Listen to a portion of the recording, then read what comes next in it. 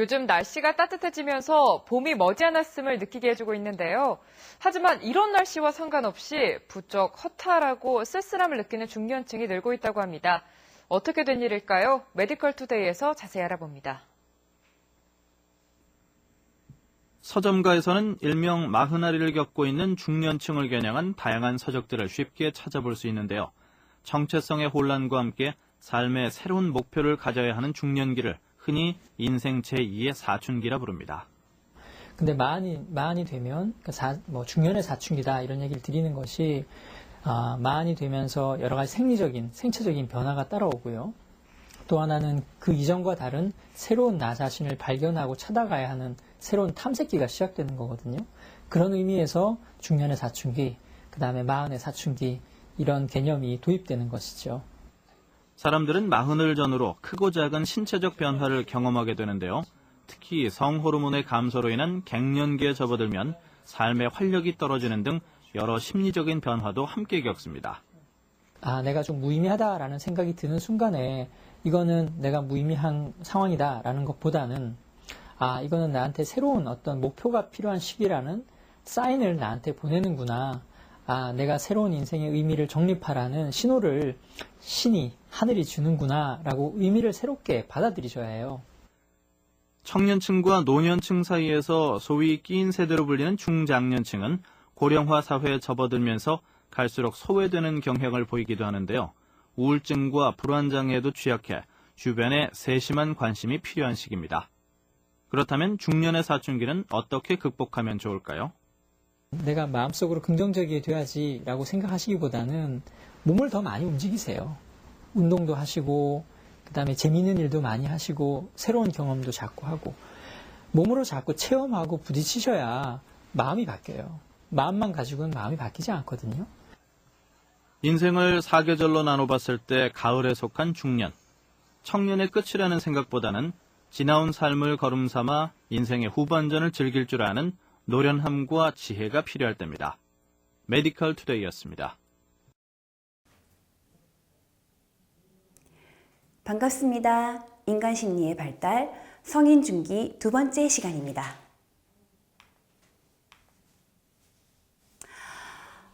이번 시간에는 중년기의 심리사회적 발달에 대해 살펴보겠습니다.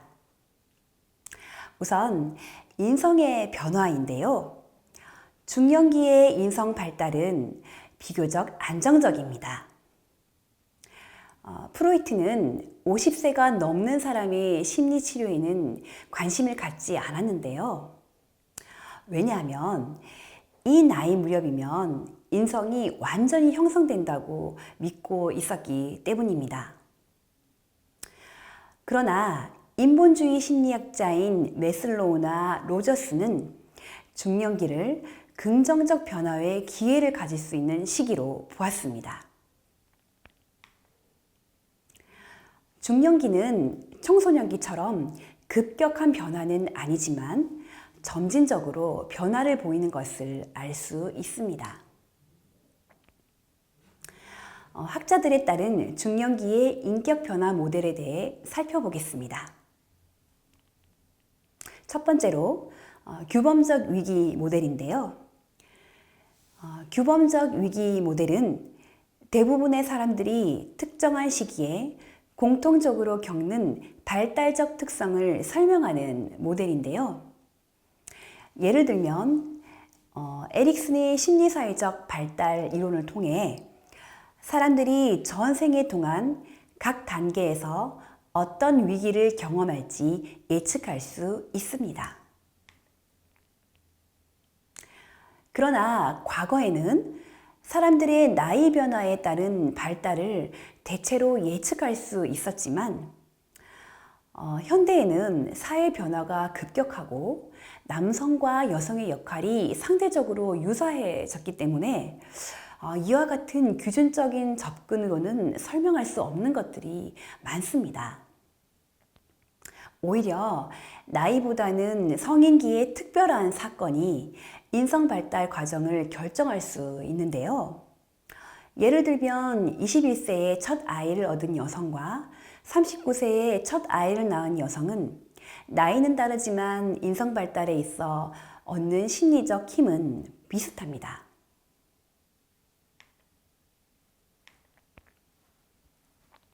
다음은 융의 성격 발달 이론입니다. 융은 성인 중기는 성격의 변화가 일어나는 시기로서 이전에 부정되었던 인성의 갈등 요소들의 균형과 통합을 통한 진실된 자아가 출현하는 시기라고 하였습니다. 서로 극과 극을 이루는 내향성과 외향성, 심리 기능인 감각과 직관, 사고와 감정의 합의를 통해 원만한 성격이 되어가는 과정인 것이죠. 40세 이전까지는 사람들은 가족과 사회가 요구하는 의무를 다하는 데 집중하고 외적인 목표를 달성하는 데 필요한 인성적 측면을 발달시킵니다. 예를 들면 여성은 양육을 중시하고 남성은 성취지향적인 특성을 보이는 것이죠. 그러나 중년이 되면 외부 세계에 쏟았던 에너지를 자기 내면에 돌리려고 하는데요. 이를 개성화라고 합니다. 개성화를 통해 남녀는 각각 반대의 성적 측면을 나타내는데요. 이를테면 남자는 여성적인 측면인 아니마를, 여성은 남성적인 측면인 아니무스를 나타내는 것이죠.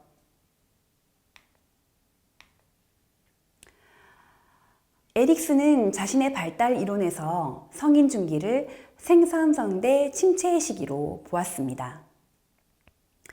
융이 중년을 내적으로의 전환의 시기로 보았다면 에릭슨은 외적으로의 전환의 시기로 보았습니다. 이 시기에 성숙한 성인들은 다음 세대를 지도하고 가족과 사회, 직장에 기여하는 것을 통해 자신을 영속화하는 데 관심을 가집니다. 그러나 중년기에 심리적 성숙이 부족한 사람들은 자신의 심리적 발달이 정체되는 것을 경험하게 되는데요. 자기도취적이거나 자기몰두적 성향을 보임으로써 자신의 존재를 작게 느끼고 살아가기 위해 버둥거리는 자신에 대해 좌절하거나 지겹다는 생각을 하게 됩니다.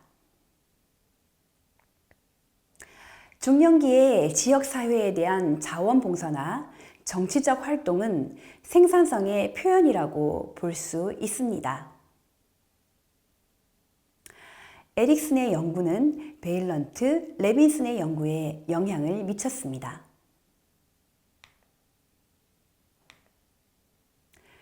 베일런트는 1938년 18세의 신체적, 심리적으로 건강한 하버드 학부생 268명을 선발하였고 그들이 중년이 된 후 1977년에 그들이 전형적인 발달 패턴을 연구하였는데요.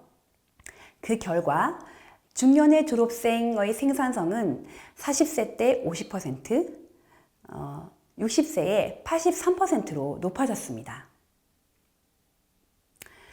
직장에서 다른 사람에 대한 책임감과 자선단체에 대한 기부나 아이들의 성취를 기준으로 했을 때 50세 무렵에 가장 잘 적응한 사람들이 가장 생산적이었습니다.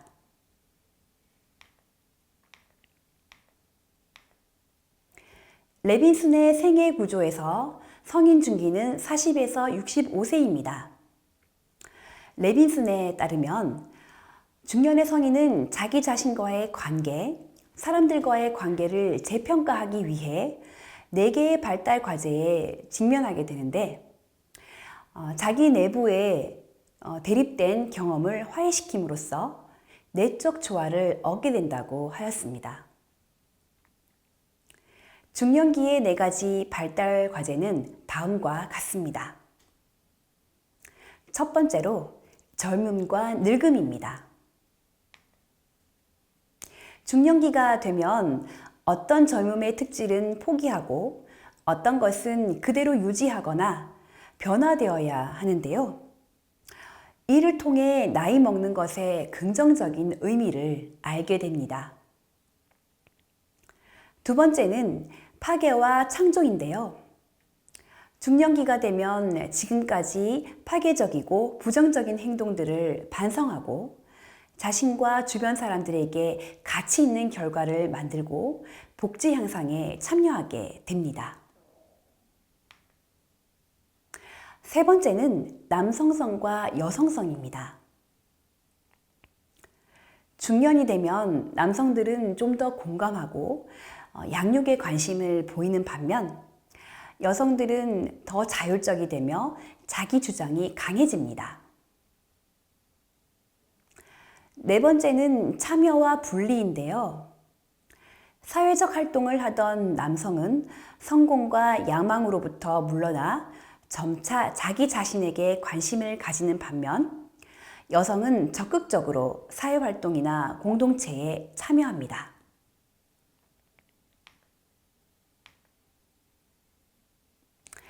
다음은 중년의 위기에 관한 내용입니다.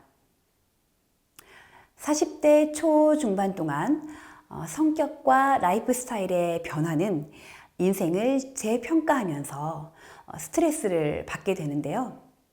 이것을 중년의 위기라고 합니다. 중년기는 청소년기 이후 두 번째 정체성의 위기라고 할 수 있는데요. 많은 사람들이 이때쯤 되면 자신이 젊었을 때 가졌던 꿈이 실현될 수 없다는 것을 알게 되고, 꿈이 실현되었다고 하더라도 기대했던 것만큼 만족하지 못한다는 것을 알게 됩니다. 그러나 중년의 위기는 부정적인 측면만 있는 것은 아닙니다. 의미 있는 삶의 목표와 방향으로 전환하는데 중요한 변화의 시점으로서 인생의 터닝 포인트가 될 수 있습니다. 중년의 위기인지 아닌지는 나이보다는 개인의 환경과 자원과 더 관계가 있는데요. 즉, 자아 탄력성이 높은 사람은 중년의 변화를 다룰 수 있는 인성 자원을 가지고 있어 변화와 성장의 기회로 중년기를 경험합니다. 반면 자아 탄력성이 부족한 사람은 불안해하거나 위축되고 인생에서 자신의 의미를 낮게 부여하게 됩니다. 중년 부부가 위기감을 줄이고 보다 건전한 인생 주기를 형성하려면 여가 활동이 중요한데요. 여가 활동을 통해 부부간의 솔직한 대화가 증가하면 부부간의 갈등이 줄어들고 결혼 만족도를 높이게 되는데 이것이 중년의 위기를 줄여줍니다.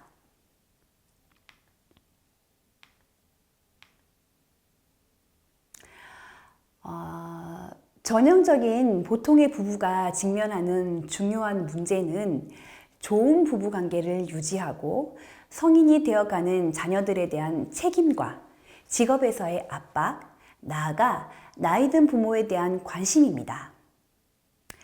중년 부부를 샌드위치 세대라고 하는데 부모와 자녀의 두 세대 간에 서로 대립되는 요구를 수용해 주어야 하는 어려움을 겪고 있기 때문입니다.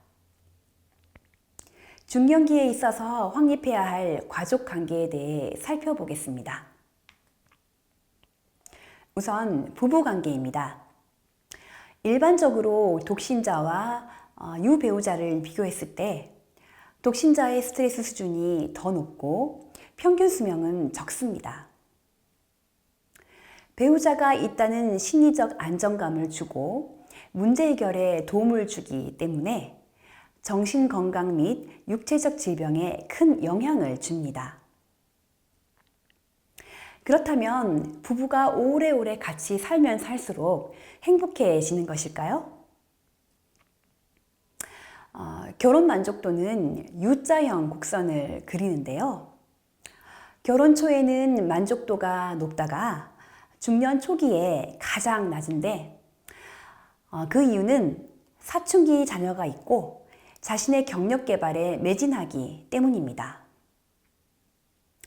성별에 따라서는 남편이 부인보다 만족도가 높으며 여성의 경우 부부의 역할 분담과 의사결정권에 따라 영향을 미칩니다. 즉, 가사노동이나 의사결정에 있어 공평하게 분담되고 있다고 느낄수록 결혼 만족도가 높았습니다. 성적 만족도가 높은 부부가 결혼 만족도가 높은 경향이 있으며 소득이 높을수록 결혼 만족도가 높았으며 세대에 따른 차이를 보면 X세대가 가장 높았고 그 다음이 베이비붐 세대, 준고령 세대로 나타나서 세대에 따른 유의미한 차이가 있었습니다. 부부의 의사소통 방식도 결혼 만족도에 영향을 주는데요. 부부가 건설적인 대화를 많이 할수록 결혼 만족도가 높고 비난과 공격이 포함된 의사소통을 하거나 회피할수록 만족도가 낮았습니다.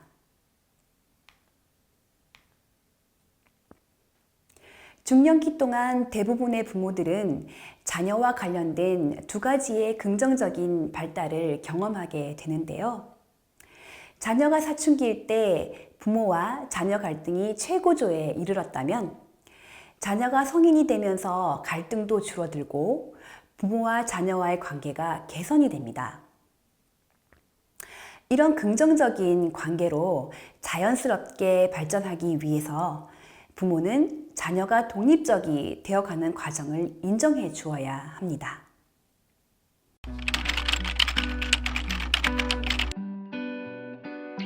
독설로 유명한 영국의 셰프 고든 램지. 그는 지난해 한 토크쇼에 출연해 쌍둥이 자녀를 대학에 보낸 후 갑작스러운 심리적 변화를 겪었다고 털어놨습니다. 자녀가 대학 진학이나 취업을 계기로 집을 떠나게 됐을 때 고든 램지처럼 상실감을 경험하는 부모가 많습니다. 슬픔, 외로움, 내 역할이 없어진 듯한 느낌. 이 같은 감정의 파도가 몰려오는 상태를 빈둥지 증후군이라고 부르는데요. 주로 아기새처럼 품어 키우던 자녀가 집을 떠나 독립했을 때 부모가 느끼는 부정적 감정을 일컫습니다. 천하의 고든 램지도 큰 슬픔에 빠뜨린 빈둥지 증후군. 부모 중 특히 어머니가 겪는 빈도가 높다는데요. 지난 10월 영국 BBC 보도에 따르면 어머니들이 아이를 위해 직업 등 많은 것을 포기하고 살다가 아이가 집을 떠나면서 삶의 공허함을 깨닫는다고 합니다. 게다가 자녀들의 독립 시기, 그러니까 빈둥지 증후군을 겪는 시기가 폐경기 등과 겹치는 경우가 많은데요. 영국 얼스터 대학교의 토니 캐시디 교수는 BBC에 빈둥지 증후군을 폐경과 혼동하고 그 자체로 도움이 필요한 상태라는 걸 인식하지 못하는 것이 문제라고 말합니다. 빈둥지 증후군이 가볍게 지나가는 경우도 있지만 심한 경우 인생의 목적을 상실한 기분이 들거나 우울증을 겪는 일도 있다는데요. 지난 8월 미국 일간 USA 투데이는 빈둥지 증후군을 이겨내는 몇 가지 방법을 소개했습니다. 자녀가 독립하기 전에 취미생활 등 일상의 새로운 활기를 불어넣을 일을 시작하는 것이 그중 하나입니다. 부부 사이에도 빈둥지 증후군을 겪는 정도가 다를 수 있기 때문에 허심탄회하게 이야기를 나눌 친구를 곁에 두는 것도 중요합니다. 전문가들은 어떤 것에도 흥미를 못 느끼는 등 상실감과 우울감이 심각할 경우 의학적 도움을 받으라고 말합니다. 최근 미국의 한 부부가 아이들이 모두 독립해서 집이 빈 둥지가 되었다며 유쾌한 기념사진을 찍어 온라인에서 화제가 됐죠. 자녀를 키우는 부모라면 누구나 겪을 수 있는 빈둥지 증후군. 빈둥지를 순조롭게 맞을 방법을 가족들이 함께 모여 이야기해보면 어떨까요?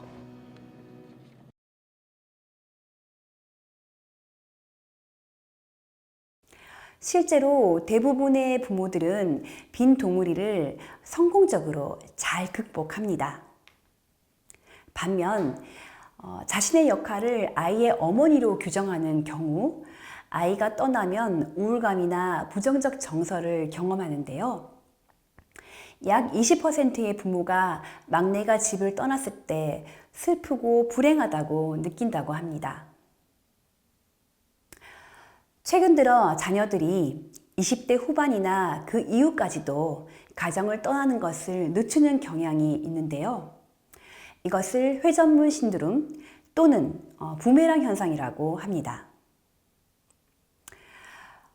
부모의 규범적인 기대가 다를 때 세대 간의 갈등을 야기할 수 있습니다.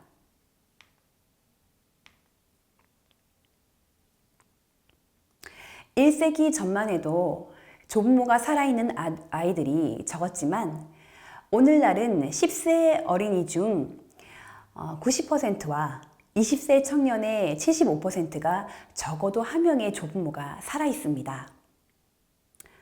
수명의 연장으로 일생의 절반 동안 조부모 상태로 있게 되는 것인데요. 지금의 조부모들은 더 건강하고 많은 교육을 받았으며 더 젊게 보이고 패션 감각이 있고 더 유식합니다. 자기 스스로에게 더 많은 것을 기대하고 자신의 직업을 가지고 있으며 경력의 정점에 이른 사람도 있습니다. 한편 현대 사회의 사회적 변화로 인해 자녀의 이혼, 실직, 사망 등으로 조부모가 맡아서 관리하는 가정이 증가하고 있습니다. 바로 조손 가정인데요. 조손 가정의 조부모는 손자녀의 부모 역할까지 담당해야 하므로 스트레스가 많고 갈등 상황에 직면하게 됩니다. 형제 자매 관계는 인생에서 가장 오랫동안 유지되는 관계입니다. 형제 자매 상호작용은 모래시계와 같다고 하는데요. 어린 시기, 중년기, 노년기에 형제 자매 간에 가장 많은 상호작용이 있는 반면 각각 자녀를 양육하는 동안에는 상호작용이 적습니다. 자신의 가정과 경력 개발 후에 형제와 자매는 다시 긴밀한 관계를 형성하게 됩니다. 원인 모를 복통을 호소하는 과민성 장증후군 환자가 늘고 있습니다. 주로 중장년층에 많은데 이게 다 스트레스 때문이라고 합니다. 강나루 기자입니다. 직장 생활 3년 차인 신수기 씨. 며칠 전 심한 복통으로 화장실 앞에서 의식을 잃었습니다. 곧바로 병원을 찾아 내시경 검사까지 받아왔지만 별다른 이상은 발견되지 않았습니다. 아유, 처음에나 이런 일은 이렇게 아랫배가 이렇게 아파갖고 이렇게 그러니까 대변이 메른 것 마냥 이렇게 배가 살살 아프더라고. 복통과 설사 등 여러 소화기 증상이 나타나지만 정작 원인을 찾을 수 없는 과민성 장증후군입니다. 스트레스가 주요 원인으로 꼽히는데 지난해 이 질환으로 병원을 찾은 환자는 162만여 명으로 5년 전보다 9% 늘었습니다. 또 과민성 장증후군 환자 2명 가운데 1명이 40, 50대 중장년층으로 나타났습니다.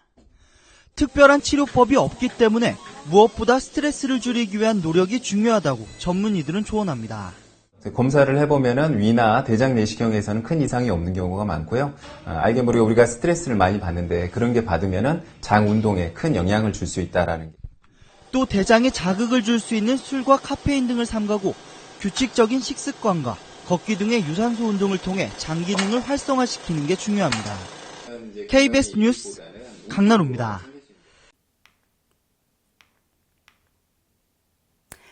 스트레스라는 말은 원래 라틴어의 스트릭투스 또는 스트링게라는 말에서 유래되었는데요. 팽팽한, 좁은이라는 뜻을 내포하고 있습니다. 스트레스 연구의 대가인 라자루스와 포크만은 스트레스란 개인과 환경의 관계에 의해 매개되는 것으로서 자신의 능력에 부담이 되고 안녕에 심각한 위협을 예상할 때 경험하게 되는 주관적인 상태라고 하였습니다. 중년의 사람들은 성인 초기의 사람들이나 노인보다 스트레스 수준이 더 높고 더 자주 그리고 종류가 다른 스트레스를 경험하게 되는데요. 중년의 주요 스트레스 원인은 가족관계, 직업, 돈, 주거관계 등이 있습니다.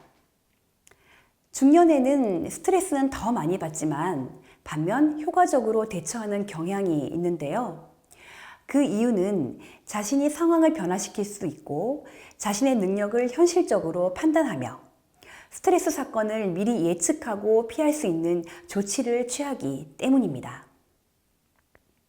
중년의 스트레스는 주말 휴식, 여가 활동 등을 통해 회복할 수 있습니다.